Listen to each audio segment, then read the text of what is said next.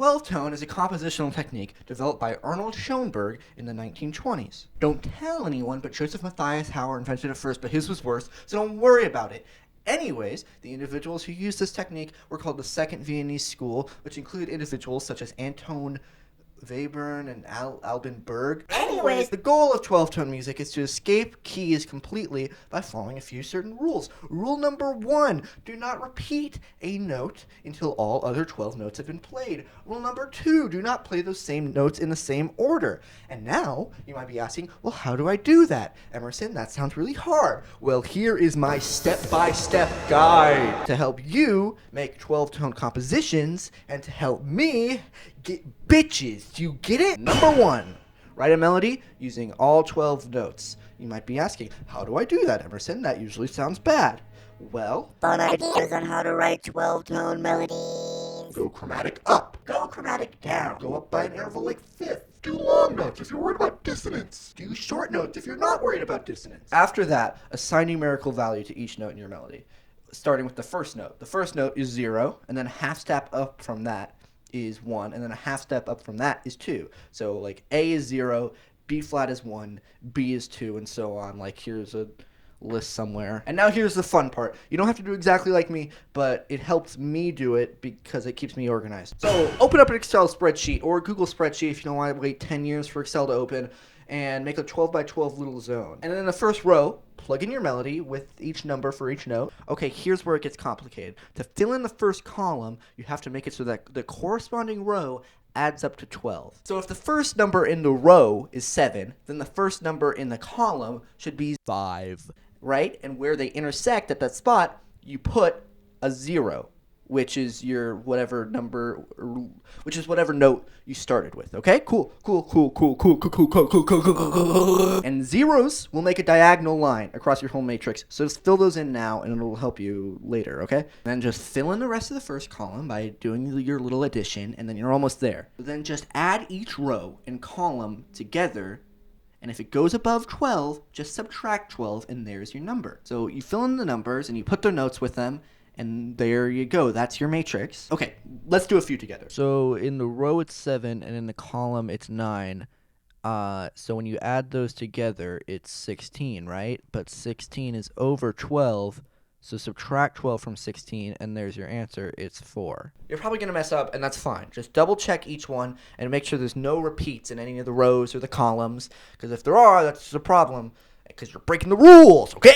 Now, put labels on each one of these parts. P, 1 through 12. R, 1 through 12. I, 1 through 12. R, I, 1 through 12. These stand for prime, inversion, retrograde, retrograde inversion. Now, the matrix is complete. It is composition time. Choose your instruments. For me, it's 2 guitars and bass. But for you, it might be orchestral instruments like violin. I don't care. Now make a little chart for each instrument. And every time you use a row, put the label into that spot, right? So if I used R1 for guitar 1, I'd put it in the thing so I know I already used it. And then, just to help even more, put an X on your matrix next to the label, right? Because this will just help you keep track. Because I kept screwing up, so I had to make little systems for myself. If you're Galaxy Brain, you don't need to do this. I'm just wasting your time. Now that all this stuff is set up, you can finally compose your sweet, sweet music. Let's take a listen.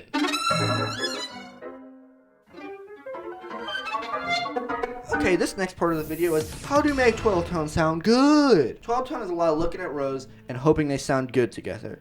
Like, if I see that in a row that looks like an E chord, then I will choose another row or prime or whatever it is that looks like it's in the key of E, so that when I combine them, it's like harmony, right? And now this next section is called Fun Tips from Emerson for making 12-tone compositions. Number 1. So form is hard in 12-tone because the pitches are completely random. So to combat this, instead of using pitch for your form, instead use rhythm. So just come up with a rhythm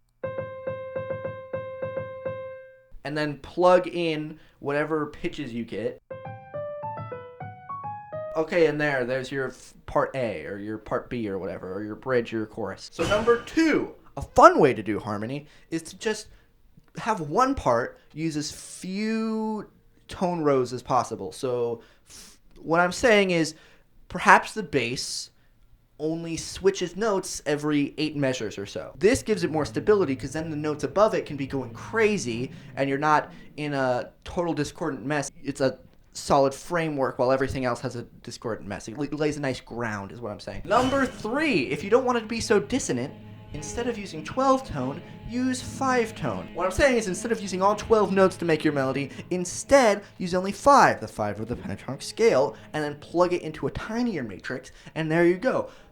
You're going to run out of rows faster, which means you have a few options. You could just end your thing faster, or you can just decide, once I use them all, I'll repeat rows again, because it is your composition and you can do whatever you want. So this gives you the randomness of serialism without the harmonic dissonance of 12 tone. You're welcome. You're welcome. Number 4, you can apply serialism and 12 tone to things that aren't pitched instruments. So if you have like a drum set, you can assign each one of the drum pieces of the drum set from 0 to however many pieces you have in terms of pitch. Order your pieces of your drum set from lowest to highest, and then put it in a matrix of what you think might be a weird, cool beat. And then there you go. You have a bunch of random ways to play your drum set. And that concludes Fun Tips from Emerson. And now, closing statements. Smells Like Bold, my awesome cool band, has a new EP that's all in 12 tone. The EP is called SchoenBurgers. All the songs are in 12 tone except for one song that's in 5 tone because and I call it Kids Meal because it's SchoenBurgers. Cool. So I'm going to throw some 12 tone stuff in the description that I really hope you check out because I really would like all of you to make your own 12 tone EP or at least a song or two, maybe a single. Because I think it sounds really cool and is really fun. We could start our own cool new music genre. We could be the 3rd Viennese school. I think that would be fun and a cool prank to do on everybody in the world. So make a 12-tone composition and record it and send it in the comments.